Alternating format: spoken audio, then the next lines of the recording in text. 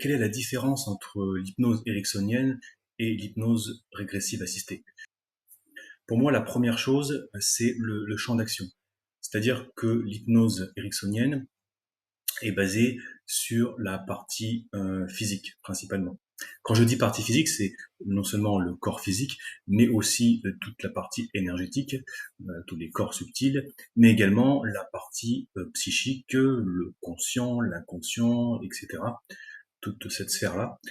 Donc pour moi, l'hypnose ericksonienne est centrée sur la partie physique et l'objectif est d'utiliser les ressources de cette partie physique pour résoudre, on va dire, le problème.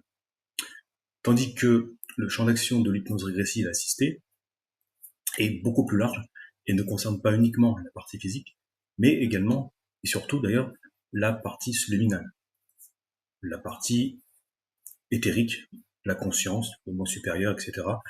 On va rester sur le terme de partie subliminale, qui reste dans le cadre de l'ésotérisme. Donc c'est surtout la partie subliminale qui va faire le travail.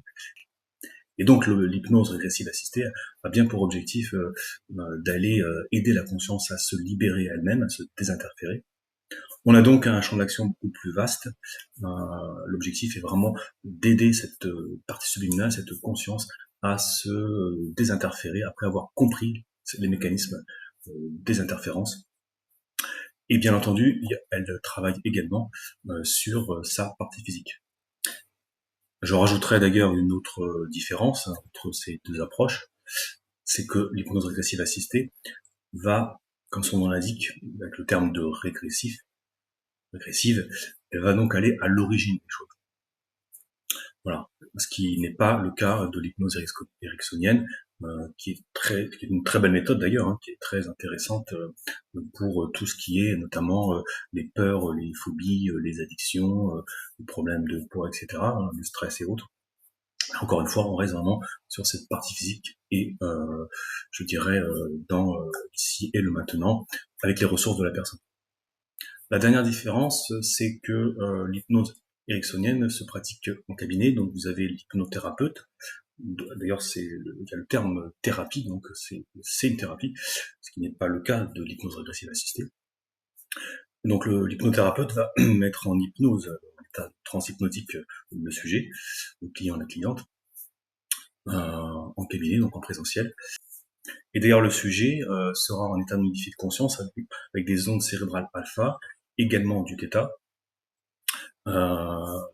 mais en comparaison, pendant une session d'hypnose régressive assistée, déjà, on utilise un télépathe, donc c'est un travail en binôme entre un opérateur de support, un opérateur, et son télépathe, support télépathe.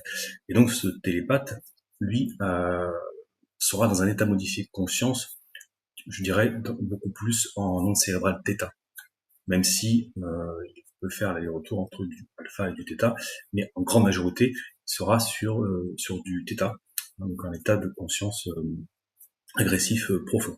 Ça aussi, c'est une grande différence entre les deux méthodes. Voilà un peu pour cette question, c'est quelques éclaircissements. Ça vous permettra d'avoir une définition un peu plus précise et complète de l'hypnose régressive assistée. Merci pour votre écoute, n'oubliez pas de partager, liker, commenter. Si vous voulez faire une session, n'hésitez pas à me contacter directement. À très bientôt.